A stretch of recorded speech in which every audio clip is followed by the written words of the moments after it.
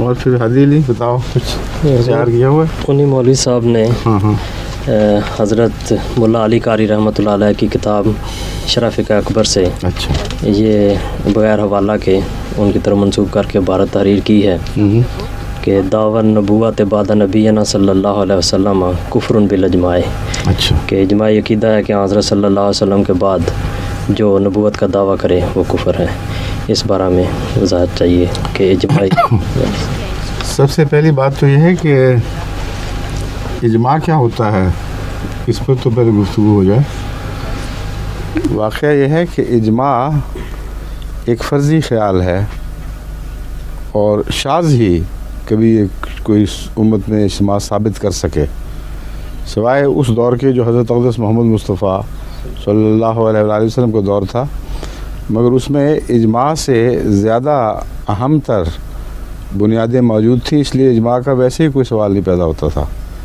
جب تک حضور صلی اللہ علیہ وآلہ وسلم زندہ رہے ہیں، قرآن اور سنت اور حدیث کے ہوتے ہوئے کسی اجماع کی طرف تصور ہی نہیں جا سکتا۔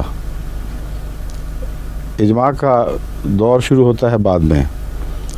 تو سب سے پہلے تو مولوی صاحب کو قرآن کی طرف توجہ کرنی چاہیے تھی، سنت کی طرف توجہ کرنی چاہیے تھی، حدیث کی طرف توجہ کرنی چاہیے تھی۔ یہ جو دور پہنچ کر اجماع میں پہنچے ہیں تو ضرور کوئی بات ہے۔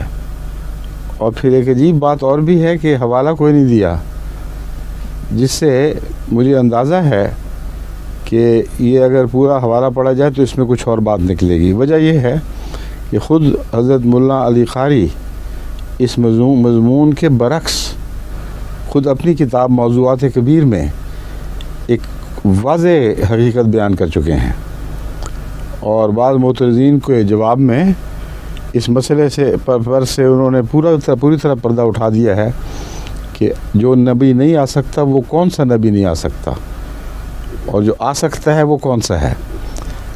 تو اس سے معلوم ہوتا ہے کہ انہوں نے وہی حق پر پردہ ڈالنے کی کوشش کی ہے، لیکن مجھے اس سے قطع نظر کہ وہ حوالہ کیا ہے، حوالہ دیں گے تو ہمیں سمجھ آئے گی کہ کیا ہے۔ میں بعض دوسرے امت کے بزرگوں کے حوالے آپ کے سامنے رکھتا ہوں، جس سے سب دیکھنے والے اندازہ کر سکتے ہیں اور سب سننے والے اندازہ کر سکتے ہیں کہ کس حد تک ان کا یہ دعویٰ درست ہے۔ پہلی بات یاد رکھیں کہ اگر سنت قرآن اور سنت کی واضح گواہی ہو تو اجماع کی کوئی حیثیت نہیں ہے۔ قرآن اور سنت کے مقابل پر تو وہ ایک تیمم کی طرح ہے۔ ایسی بات ہے کہ پانی ہو اور انسان پانی چھوڑ کے تیمم کی طرف دوڑے، اس لیے ایک بات تو واضح ہوئے نا کہ انہوں نے بنیاد چھوڑ کر بات شروع کی ہے۔ دوسری بات یہ کہ وہ درست بات نہیں کہی، یقیناً غلط کہی ہے، کیونکہ امت میں بہت بڑے بڑے علماء اور بزرگ گزرے ہیں جنہوں نے ہر صدی میں اس مضمون پر یعنی گفتگو فرمائی ہے اور واضح طور پر اس اجماع والے خیال کو رد فرمایا ہے۔ میں قرن اول سے شروع کرتا ہوں۔ حضرت امام باقر علیہ السلام کے لفظ پر ممکن ہے کچھ وہ احراری مولوی بے چین ہوں، مگر یہ میرا لکھا ہوا نہیں ہے، یہ شیعہ کتب سے حوالہ لیا گیا ہے، اور ان کے اہم ائمہ میں سے ایک ہیں، بزرگ ائمہ میں سے ایک ہیں، ان کے متعلق وہ علیہ السلام کے الفاظ استعمال کرتے ہیں۔ وہ فرماتے ہیں الصافی شرح اصول کافی جز سوم صفحہ 119 پر یہ عبارت درج ہے، حضرت ابو جعفر امام باقر علیہ السلام اللہ تعالیٰ جل شانہ کے اس ارشاد لقد آتینا آل ابراہیم الکتابہ کہ ہم نے یقیناً آل ابراہیم کو کتاب عطا فرمائی تھی، کی تفسیر میں فرماتے ہیں کہ اللہ تعالیٰ نے آل ابراہیم میں رسول، انبیاء اور امام بنائے، لیکن عجیب بات ہے کہ لوگ نبوت اور امامت کی نعمتوں کا وجود آل ابراہیم میں تو تسلیم کرتے ہیں، لیکن آل محمد میں اس کے وجود سے انکار کر دیتے ہیں۔ کتنا واضح اور کھلا اور پر حکمت حوالہ ہے۔ تو اجماع کہاں چلا گیا؟ اب دیکھیں، حضرت صوفی الشیخ الاکبر حضرت शेखुल अकबर हज़रत मोहिउद्दीन साहब इब्न अरबी, कितना बुलंद मर्तबा है इनका, एक सूफ़ी के तौर पर, एक फ़लसफ़ी के तौर पर, एक दीनी इल्म में मुतबाहिर आलिम के तौर पर, और सब दुनिया में शोरा है इनका। मगरबी दुनिया में इनको झुककर सलाम करती है इनके इल्म की फजीलत और बरकत की वजह से। फतूहात मक्किया जिल्द 2 सफ़ा 100 बाब 73 नंबर 82 फरमाते हैं, फ़न्नबूवत सारियतुन इला यौमिल क़यामत फ़िल ख़ल्क़ व इन कानत तशरीअ क़द इनक़ता फ़त्तशरीअ जुज़्उम मिन अज्ज़ाइन नबूवा, कि नबूवत मखलूक में क़यामत के दिन तक जारी है, अगरचे तशरी नबूवत मुनक़ते हो गई है। तो जो नबूवत मुनक़ते हुई है वो शरीयत वाली नबूवत मुनक़ते हुई है, उसमें तो हम भी इस इजमा में पूरी तरह शामिल हैं, इनसे बढ़कर शामिल हैं। सवाल ही नहीं पैदा होता कि हज़रत अक़दस मोहम्मद मुस्तफ़ा सल्लल्लाहु अलैहि वसल्लम के तशरीफ़ लाने के बाद और क़ुरान के नाजिल हो जाने के बाद कभी कोई और शरीयत दुनिया के लिए नाजिल हो। ये खुदा का हतमी फ़ैसला है जो क़ुरान में मौजूद है, सुन्नत में मौजूद है, और हम इससे इत्तफ़ाक़ करते हैं। हज़रत इमाम उल हिंद मुहद्दिस व मुजद्दिद सदी 12वीं यानी 12वीं सदी के मुजद्दिद, मुतकल्लिम सूफ़ी और बहुत ही हिंदुस्तान में इज़्ज़त और शोहरत पाने वाले बुज़ुर्ग हज़रत शाह वलीउल्लाह मुहद्दिस देलवी, ये वो बुज़ुर्ग हैं जिनके मुतल्लिक़ ख़ुसूसियत से देवबंदी उलमा में बहुत एहतराम पाया जाता है और बिलअमूम यही समझा जाता है कि उनका फरमान उनके लिए सनद होगा। लेकिन तमाम हिंदुस्तान के मुसलमान ख़ुसूसियत के साथ इनकी इज़्ज़त करते हैं। आप फरमाते हैं, ख़ातिमा बहिन नबीयून ए ला यूजदो मैं यामुरु लहू सुब्हानहू बित्तशरीअ अलन्नास। ये किताब है तफ़हीमात इलाहिया सफ़ा 53। हज़रत सल्लल्लाहु अलैहि वसल्लम के ख़ातमुन नबीयीन होने का ये मतलब है कि अब कोई ऐसा शख्स नहीं होगा जिसे अल्लाह ताला लोगों के लिए शरीयत देकर मामूर फरमाए, यानी शरीयत जदीदा लाने वाला कोई नबी ना होगा। हम भी तो यही कहते हैं, बस अगर इजमा है तो इस बात पर है।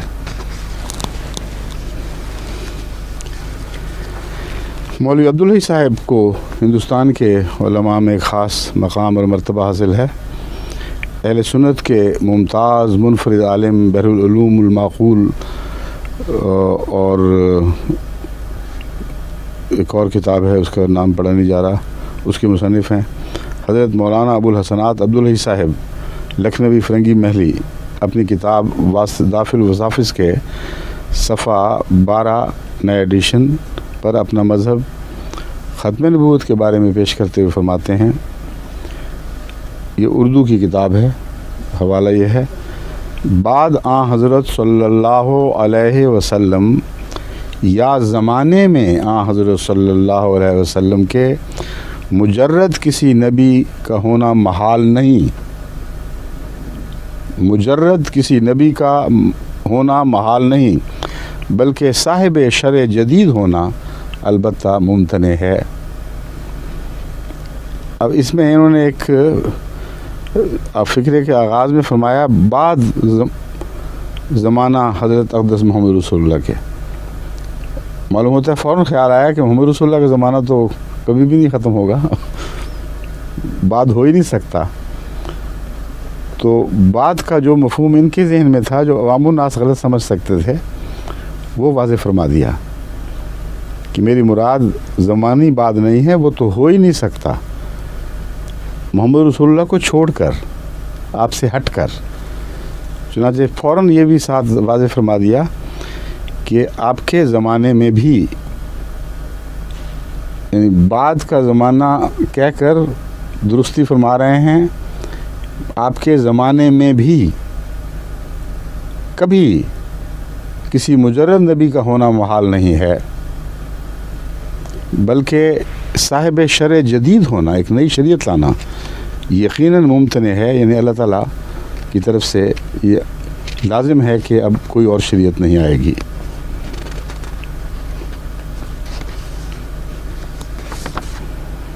اہل حدیث کے مشہور معروف عالم نواب صدیق حسن خان صاحب فرماتے ہیں، حدیث لا واہیہ بعد موتی بے اصل ہے. یہ جو لوگوں نے بات بنا لی ہے کہ حضرت اقدس محمد رسول اللہ صلی اللہ علیہ وسلم کے بعد وہی ہر قسم کی منقطع ہو چکی ہے، کہتے ہیں یہ حدیث ہی بے اصل ہے، اس کی کوئی بنیاد نہیں. البتہ لا نبیہ بعدی آیا ہے، یہ وہ حدیث ہے جس سے سب سے زیادہ کثرت کے ساتھ علماء پاکستان جماعت احمدیہ کے خلاف استعمال کرنے کی کوشش کرتے ہیں، تسلیم کرتے ہیں. لا نبیہ بعدی آیا ہے جس کے معنی نزدیک اہل علم کے یہ ہیں کہ میرے بعد کوئی نبی شرع ناسخ نہیں لائے گا. تو اب یہ مولوی صاحب جو سوال کرنے والے ہیں اجماع والے، یہ خود نواب صدیق حسن خان صاحب کے نزدیک اہل علم کے زمرے سے تو باہر ہو گئے. کہتے ہیں اہل علم کے نزدیک تو یہ مطلب ہے اس کا کہ نئی شریعت والا نبی کبھی نہیں آ سکتا.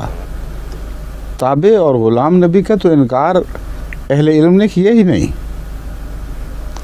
اور یہی مضمون ہے جسے میں خوب اچھی طرح ان حوالوں کے ساتھ سمجھانا چاہتا ہوں کہ اگر کوئی اجماع ہوا ہوگا تو اس موضوع پہ ہوا ہوگا.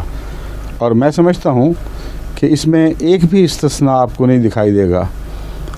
حضرت صلی اللہ علیہ وسلم کے وصال کے بعد سے آج تک کہ تمام مسلمان علماء کیا اور عوام کیا اس بات پر متفق ہیں کہ حضرت اقدس محمد رسول اللہ کی شریعت آخری شریعت، کامل شریعت اور ایسی شریعت ہے جس کا مکمل طور پر منسوخ ہونا تو درکنار، اس کا ایک نقطہ بھی منسوخ نہیں ہو سکتا. بس ملا علی قاری نے بھی ممکن ہے ایسی ہی بات کی ہو، مگر اگر یہ بات نہیں کی تو پھر وہ خود اجماع سے باہر ہیں. اجماع وہی ہے جو میں آپ کے سامنے علماء کے حوالے سے پڑھ کے سنا رہا ہوں. اب دیکھیے، دیوبند کے بانی حضرت مولانا محمد قاسم صاحب نانوتوی، وفات 1880 عیسوی یا 1297 ہجری. یہ دیوبند کے بانی ہیں جس سے ساری دنیا میں آج کل علماء پھیل رہے ہیں، اور وہ جو احمدیت کی مخالفت کا سب سے زیادہ شدت کے ساتھ بیڑا اٹھائے ہوئے ہیں. ان پر کیوں فتویٰ جاری نہیں کرتے؟ اپنی درسگاہ کے بانی پر کیوں فتویٰ جاری نہیں کرتے؟ ان کے الفاظ سنیے. عوام کے خیال میں تو رسول اللہ صلی اللہ علیہ وسلم کا خاتم ہونا بئی معنی ہے کہ آپ کا زمانہ انبیاء سابق کے زمانے کے بعد اور آپ سب میں آخری نبی ہیں. یہ جو آج احراری مولوی اور سو کالڈ ختم نبوت کے مولوی دنیا کے عوام کو دھوکہ دے رہے ہیں، یہ بات کہتے ہیں. اور حضرت مولانا محمد قاسم صاحب نانوتوی فرماتے ہیں یہ عوام کے خیال کی باتیں ہیں. پھر اہل علم کیا کہتے ہیں؟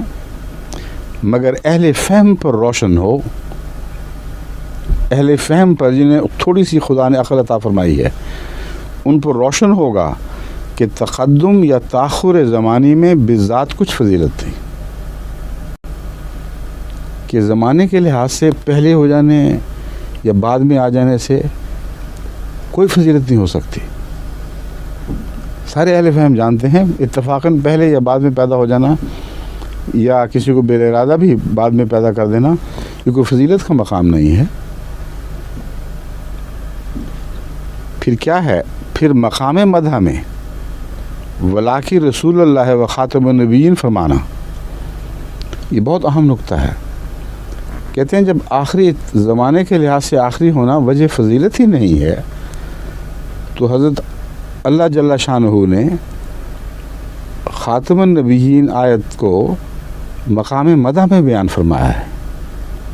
یعنی حضرت اقدس محمد رسول اللہ صلی اللہ علیہ وآلہ وسلم کی ایک عظیم مدح بیان فرمائی ہے. تو زمانے کے لحاظ سے آخر ہونا اگر مدح نہیں ہے تو اسے مقام مدح میں کیسے سمجھیں گے؟ پھر یہ سوال اٹھا رہے ہیں. پھر مقام مدح میں ولاکی رسول اللہ و خاتم النبیین فرمانا اس صورت میں کیوں کر صحیح ہو سکتا ہے؟ ہاں اگر اس وصف کو اوصاف مدح میں سے نہ کہیے. کتنا مضمون کھول دیا ہے.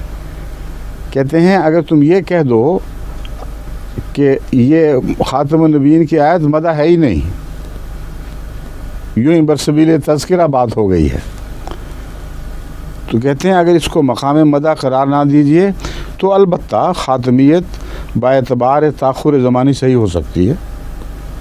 پھر بے شک جو چاہے ترجمہ کر لو. مگر میں جانتا ہوں کہ اہل اسلام میں سے کسی کو یہ بات گوارا نہ ہوگی. اب ہمارے متعلق کیا خیال ہے؟ ہم اہل اسلام میں سے ہیں کہ نہیں؟ ہمیں یہ گوارا نہیں ہے کہ آیت خاتم النبیین کو مقام مدح سے اٹھا کر ایک اتفاقی سرسری برسبیل تذکرہ ذکر میں شامل کر دیا جائے. تو اہل اسلام کی جو تعریف انہوں نے فرمائی ہے، اب بتائیے آپ اہل اسلام بنتے ہیں جو اس مضمون کے منکر ہیں یا ہم؟ اور ناراض ہونے کی بات نہیں، آپ کے امام کی بات ہے جو میں آپ کو سنا رہا ہوں. پھر سناتے ہیں، غور سے سن لیجیے. مگر میں جانتا ہوں کہ اہل اسلام میں سے کسی کو یہ بات گوارا نہ ہوگی. تحذیر الناس مصنفہ مولوی محمد قاسم نانوتوی مطبع قاسمی دیوبند صفحہ 3. یہی وہ ہے تحریر. اور اس کے بعد بھی ایک تحریر میں سناتا ہوں آپ کو، جس کے نتیجے میں یہ جو بریلوی مولوی ہیں یہ دیوبندیوں پر ہمیشہ یہ فتویٰ دیتے ہیں کہ تم نے ہی ختم نبوت کا عقیدہ توڑا تھا، تم نے ہی دروازہ کھولا تھا، اگر تم نہ کھولتے تو کیسے ہو کھلتا. حالانکہ ان کی بھی بیوقوفی ہے، دروازہ انہوں نے کہاں کھولا؟ یہ کہتے ہیں قرآن نے کھولا ہوا ہے. بیچارے مولوی صاحب کا کیا قصور ہے؟ وہ شریف النفس انسان تھے، سچے تھے، یہ ان کا قصور ہے. جو کچھ دکھائی دیا وہ بیان فرما دیا. تو آپس میں اس طرح لڑتے ہیں یہ کہ دیکھو دیکھو تمہارے مولوی نے دروازہ کھول دیا. ورنہ وہ نعوذ باللہ مرزا غلام احمد صاحب قادیانی یہ کسی مولوی کی تحریر کا انتظار کر رہے تھے. بچگانہ باتیں ہیں، عقل سے دور، تہذیب سے دور. جو شخص کچھ کہتا ہے اس کے مضمون پر غور کرو، اس کی دلیل کو پرکھو. اگر قرآن اور سنت اور حدیث کے مطابق ہے تو قبول کرو سر آنکھوں پر، اگر نہیں تو بغیر گالی گلوچ کے کہہ دو کہ آپ کا مضمون ہمارے نزدیک قرآن اور سنت کے پر اطلاق نہیں پاتا، یا قرآن اور سنت آپ کے مضمون پر اطلاق نہیں پاتے. تو یہ ان کا یہ جھگڑا ابھی نیا شروع ہوا ہے کہ یہ دروازہ توڑا کس نے تھا. کہتے ہیں جی مولوی محمد قاسم صاحب نانوتوی نے توڑا ہوا دروازہ. آگے فرماتے ہیں اگر بالفرض بعد زمانہ نبی صلی اللہ علیہ وسلم بھی کوئی نبی پیدا ہو. اب بالفرض کیوں کہا ہے؟ وجہ یہ ہے کہ آپ واقعتاً یہی سمجھتے تھے کہ حضرت عیسیٰ علیہ السلام جو پرانے نبی ہیں یہ دوبارہ آئیں گے، اور چونکہ یہ دوبارہ آئیں گے اس لیے جہاں تک آپ کے بعد میں نبی ہونے کا تعلق ہے اس سے قطعاً کوئی فرق نہیں پڑتا. لیکن کوئی یہ سمجھ سکتا تھا کہ ان کی مراد صرف یہ ہے کہ پرانا آئے تو فرق نہیں پڑے گا، نیا آئے تو فرق پڑ جائے گا. اس کی وضاحت فرما رہے ہیں.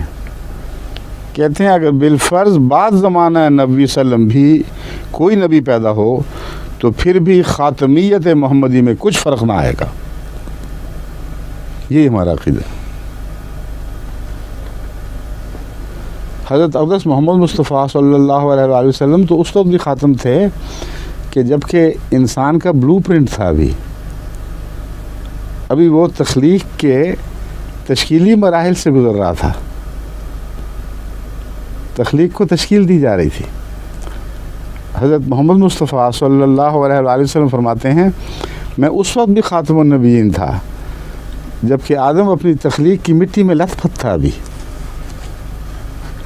کتنا عظیم الشان مضمون ہے. خاتمیت زمانے سے بالا ہے, زمانے کے ماتحت نہیں ہے. خاتم سے پہلے بھی کوئی نبی اس کی نبوت کا مقابلہ نہیں کر سکتا, نہ بعد میں کوئی نبی ایسا آ سکتا ہے جو اس کے مقابل پر ہو. لیکن بعد میں ایک لازم شرط ہے کہ مطیع ہوگا تو ہوگا, ورنہ بالکل نہیں ہوگا. غلام آ سکتا ہے, غیر غلام نہیں آ سکتا. اور پہلے بھی وہی نبی ہیں جن پر آپ کی مہر تصدیق ہے. اس مضمون کو سمجھنے کی لوگ کوشش نہیں کرتے. بہت عظیم الشان مضمون ہے.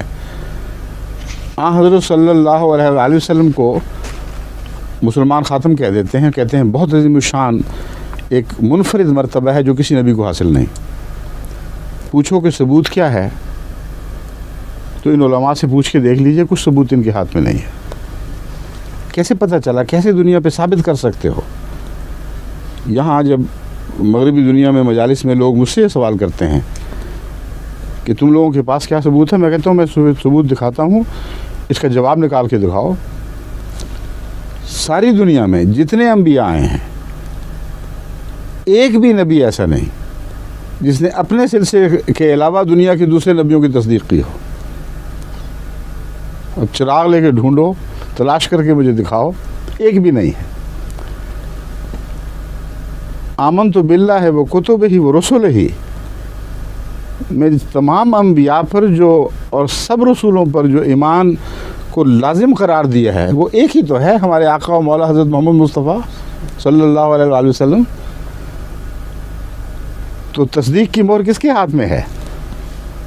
حضرت اقدس کے سوا کوئی ہاتھ دکھاؤ تو صحیح. یہ خاتمیت ہے. اس خاتمیت کے اعلیٰ اور عرفہ مضمون کو چھوئے بغیر تم زمانی ختم میں اوپر جا کے آ پڑے ہو اور کچھ پتہ نہیں کہ باتیں کیا کر رہے ہو. زمانی ختم مقام مدح میں نہیں ہے, مگر یہ ختم جو قرآن بیان فرما رہا ہے یہ ایسی مدح ہے کہ جس کی کوئی مثال دنیا میں دکھائی نہیں جا سکتی. تجربہ کر کے دیکھ لیجیے. میں تو سب دنیا کو بتا رہا ہوں.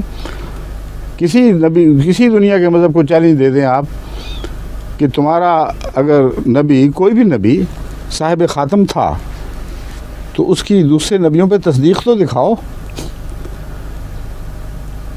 محمد رسول اللہ صلی اللہ علیہ وآلہ وسلم کے سوا ایک بھی نہیں جس نے جو خاتم النبیین ہو, تمام نبیوں کا مصدق ہو.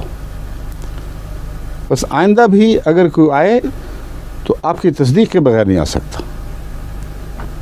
اسی لیے ہم حقیقت میں جب کہتے ہیں کہ امتی نبی تو مراد امام مہدی اور وہ مسیح موعود ہیں جن کی پیشگوئی کی گئی ہے, اس کے سوا ہماری کوئی مراد نہیں ہوتی. اس لیے کہ اس پر مہر تصدیق ثبت ہے.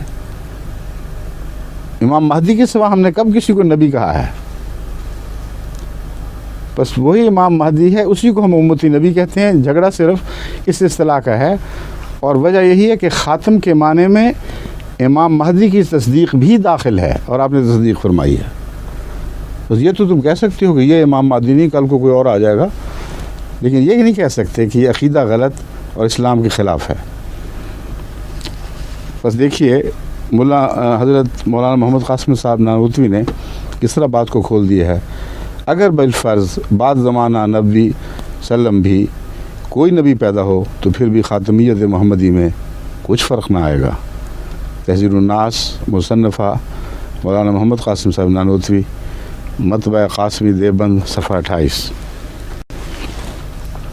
اب سنیے, حضرت عائشہ صدیقہ رضی اللہ تعالیٰ عنہا جن سے متعلق ائمہ اہل سنت اس بات پر متفق ہیں کہ آدھا دین ہم نے ان سے سیکھا ہے. اگر متفق نہیں تو ایک بھاری تعداد کم سے کم ضرور یہ کہتی ہے. حضرت عائشہ صدیقہ رضی اللہ تعالیٰ عنہا سے جتنی روایتیں درج ہیں اور جیسی اعلیٰ پائے کی روایتیں درج ہیں اس کے مقابل پر کوئی اور آپ ایسا راوی دکھا نہیں سکتے, اور ہو بھی کیسے سکتا ہے. जितने क़ुर्ब से आपने हज़रत अक़दस मोहम्मद रसूलुल्लाह को ज़िंदगी के हर हाल में देखा है, और फिर जितनी लंबी उम्र आपके बाद उन बातों को बयान करने के लिए पाई, उसकी और मिसाल नज़र नहीं आएगी। बस हज़रत आयशा सिद्दीक़ा रज़ी अल्लाह ताला अन्हा का ये कौल सुने। फरमाती हैं, क़ूलू अन्नहु ख़ातमुल अंबिया वला तक़ूलू ला नबी अबादहु। ये कह दिया करो बेशक कि हज़रत मोहम्मद रसूलुल्लाह ख़ातमुल अंबिया हैं, मगर ये ना कहा करो कि आपके बाद कोई नबी नहीं। हालांकि हदीस में आता है हज़रत सल्लल्लाहु अलैहि वसल्लम ने ख़ुद फरमाया कि ला नबी अबादी, और उसकी तशरीह मैं पहले बयान कर चुका हूँ अहले इल्म के नज़दीक क्या है। तो हज़रत आयशा सिद्दीक़ा रज़ी अल्लाह ताला अन्हा हुज़ूर अकरम सल्लल्लाहु अलैहि वसल्लम के कौल के मुखालिफ तो कुछ नहीं कह सकती थी। उसकी तशरीह फरमा रही हैं कि जब तुम कहते हो कि ला नबी आबादी, तो हो सकता है आमतुन नास इससे गलत मतलब लें, जो आला और अरफा मर्तबा और मकाम है वही बयान किया करो, उसकी ज़ैल में जो बातें आएंगी अन्नहु ख़ातमुल अंबिया या अन्नहु ख़ातमुन नबिय्यीन। इस पर अइम्मा ने बहस की है, इस मसले को उठाया है कि हज़रत आयशा सिद्दीक़ा रसूलुल्लाह सल्लल्लाहु अलैहि वसल्लम के वाज़े कौल के मुकाबिल पर, गोया बज़ाहिर मुकाबिल पर एक बात फरमा रही है। इसका मतलब क्या है? शेख अल-इमाम हज़रत इब्न क़ुतैबा, जिनकी वफ़ात 267 हिजरी में हुई, फरमाते हैं, लैसा हाज़ा मिन क़ौलिहा नाक़िदन यक़ूलु बिक़ौलि नबी सल्लल्लाहु अलैहि वसल्लम ला नबी बादी लिअन्नहु अरादा ला नबी बादी यनसखु मा जिअतु बिही। तावील मुख्तलिफ़ुल अहादीस सफ़ा 236 कि हज़रत आयशा रज़ी अल्लाह ताला अन्हा का ये कौल कि हज़रत अक़दस मोहम्मद रसूलुल्लाह ने के फ़रमान ला नबी आबादी का ये कौल हज़रत मोहम्मद रसूलुल्लाह के इस फ़रमान ला नबी आबादी के मुखालिफ नहीं है, जैसे बाज़ जाहिल आमतुल मुस्लिमीनों में से बाज़ लोग ये समझ सकते हैं। कहते हैं हरगिज़ मुखालिफ नहीं है, क्योंकि हुजूर का मकसद इस फरमान से ये है। अब ये भी देखें ना, आरिफ बिल्लाह एक बुज़ुर्ग हज़रत आयशा के कौल को फिर अहमियत नहीं देता। इसके बाद हज़रत ये नहीं कहता कि आपका ये मतलब था, ये बयान करता है कि मोहम्मद रसूलुल्लाह का ये मतलब था, और मोहम्मद रसूलुल्लाह का मतलब ही हावी मतलब है। उसके बाद हज़रत आयशा का मतलब उसके ताबे हो जाएगा। कहते हैं मुखालिफ नहीं, क्योंकि हुजूर का मकसद सल्लल्लाहु अलैहि वसल्लम इस फरमान से ये है कि मेरे बाद कोई ऐसा नबी नहीं जो मेरी शरीयत को मनसूख कर देने वाला हो। अब बताइए इजमा किस बात पर है? तक़वा है तो बोलें, बताएं कि इजमा किस बात पर है। ये है मज़मून जिस पर इजमा है।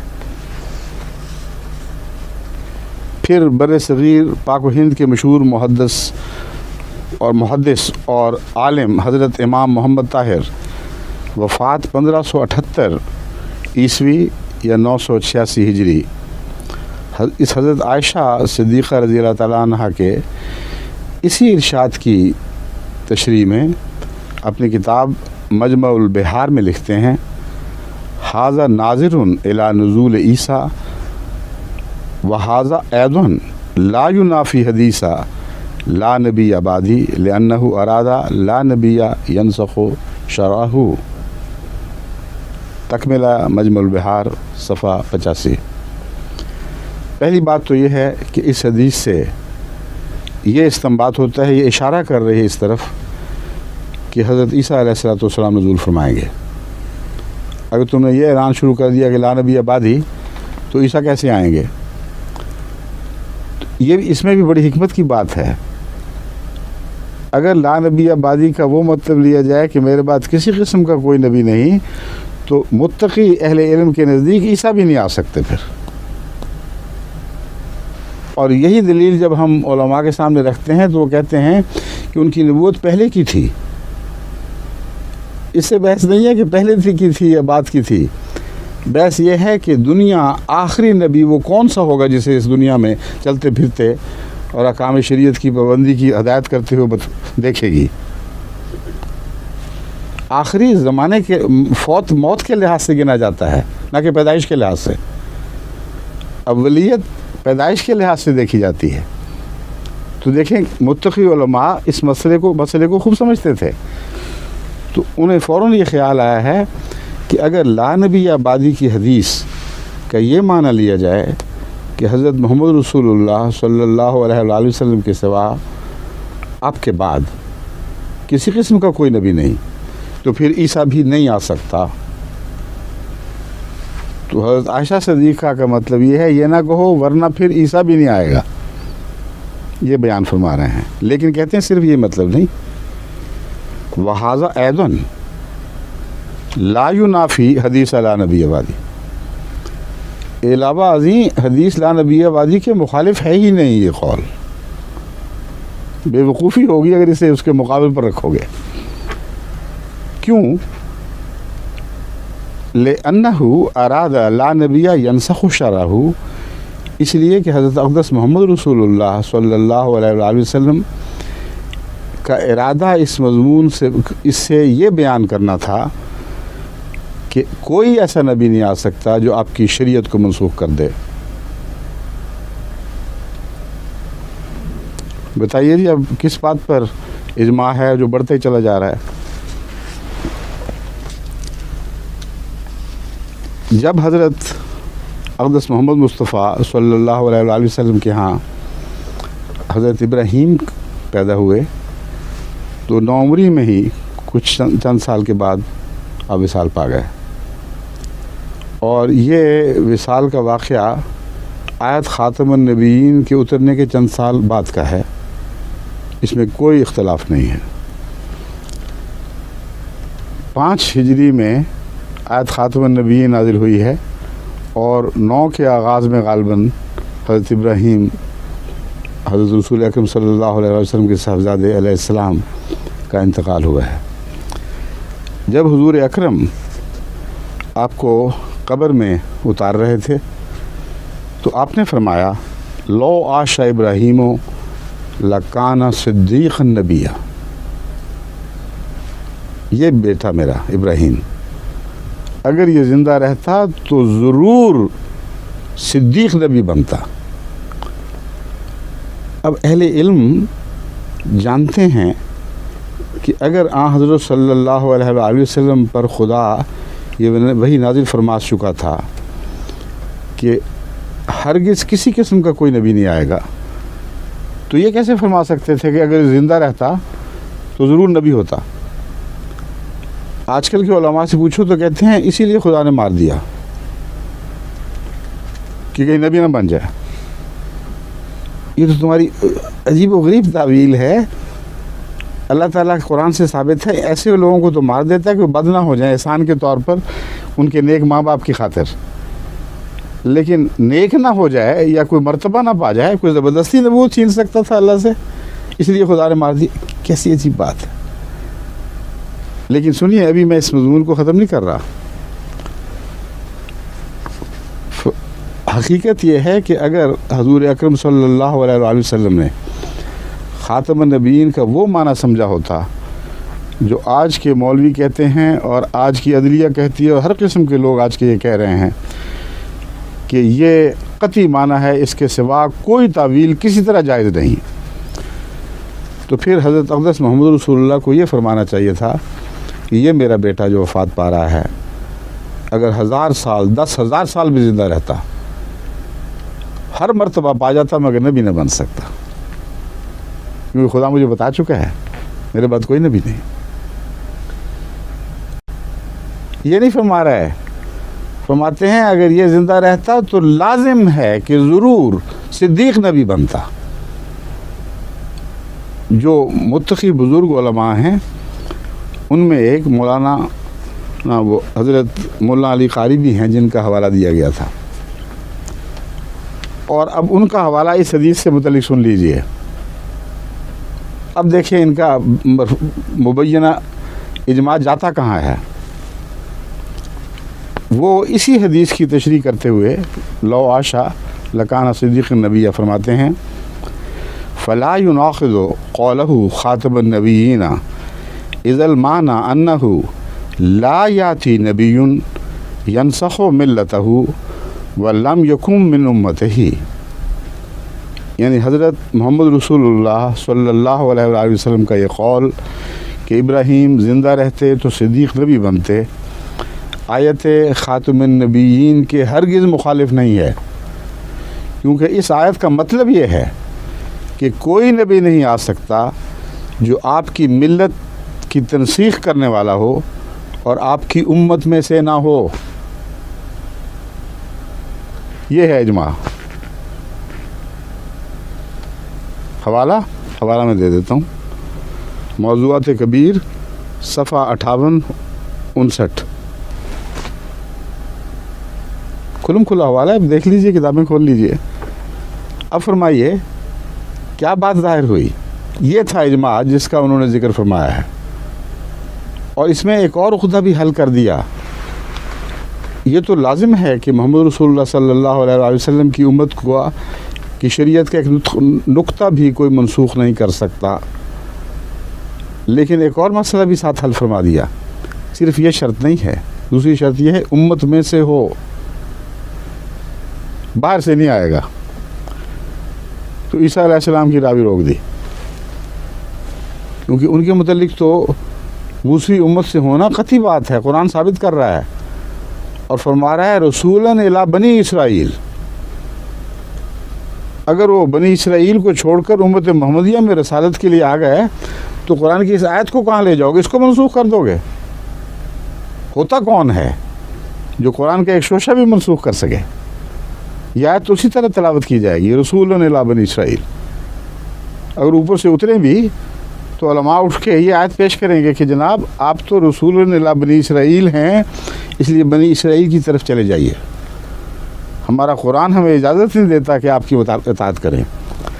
बस देखिए हज़रत मुल्ला अली क़ारी ने कैसा उम्दा मज़मून बयान फरमाया। कहते हैं कि मिल्लत की तनसीख करने वाला ना हो और आपकी उम्मत में से ना हो, मिल्लत की तनसीख करने वाला हो और उम्मत में से ना हो तो वो नबी नहीं हो सकता, नामुमकिन है। शरीयत मोहम्मदिया पर हो और उम्मत में से हो तो सौ बिस्मिल्लाह, फिर क्या तकलीफ़ है? आगे सुनिए हज़रत मुहिद्दीन इब्न अरबी, ईसा अलैहिस्सलाम यंज़िलु फ़ीना हकमम मिन गैर तशरीइन व हुवा नबियुन बिला शक्का, कि ईसा अलैहिस्सलाम भी जब उतरेंगे वो यही मानते थे कि वो उतरेंगे, इसमें कोई शक नहीं।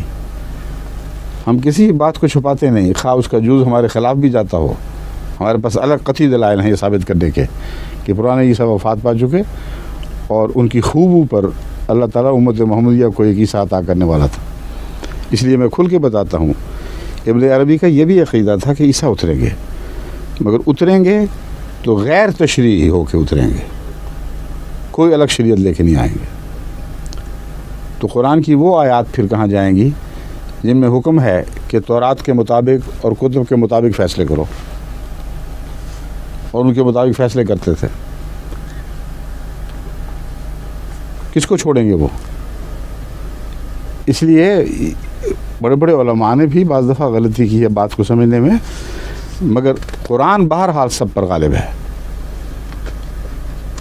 जिस बात का कुरान से कहीं तनाक़ुज़ नज़र आए उसमें इफ़हाम गौर फ़िक्र के ज़रिए उस तनाक़ुज़ को दूर करना चाहिए। बस हज़रत इब्न अरबी के नज़दीक ईसा अलैहिस्सलाम जब आएंगे तो गैर तशरीई नबी होंगे, और इस बिना पर आपकी नबूवत पर कोई एतराज़ नहीं। असल नुक्ता यही है आखिरी कि अगर गैर तशरीई नबी हो तो वो आयत ख़ातमुन नबिय्यीन के मुनाक़िज़ नहीं है। और सिद्दीक़ अक़बर साहब तो फरमाते हैं मन क़ाल बिसल्ब नबूवतिही लक़द कफ़र हक़्क़न कमा सरहा बिस्सुयूती हिर्जुल करामा सफ़ा 431 फरमाते हैं कि जो शख्स ये अक़ीदा रखे कि ईसा अलैहिस्सलाम की नबूवत सल्ब हो जाएगी जब वो उतरेंगे, वो पक्का काफिर है, जैसा कि इमाम सयूती ने तस्रीह फरमाई है। मुफ्ती मोहम्मद शफी साहब देवबंदी भी यही फतवा दे रहे हैं। बस ये कहना कि नाउज़ बिल्लाह अहमदियों का अक़ीदा इजमा के ख़िलाफ़ है, बिल्कुल झूठा ख़याल है, एक प्रोपेगेंडा है जिसकी कोई भी हकीकत नहीं। ये सब बुज़ुर्ग उलमा जो हमारी ताईद में आगाज़ उम्मत से खड़े आज तक गवाही देते चले आ रहे हैं, हम सब इनके साथ हैं। आमन्ना व सद्दक़ना। अस्सलामु अलैकुम व रहमतुल्लाहि व बरकातुहू।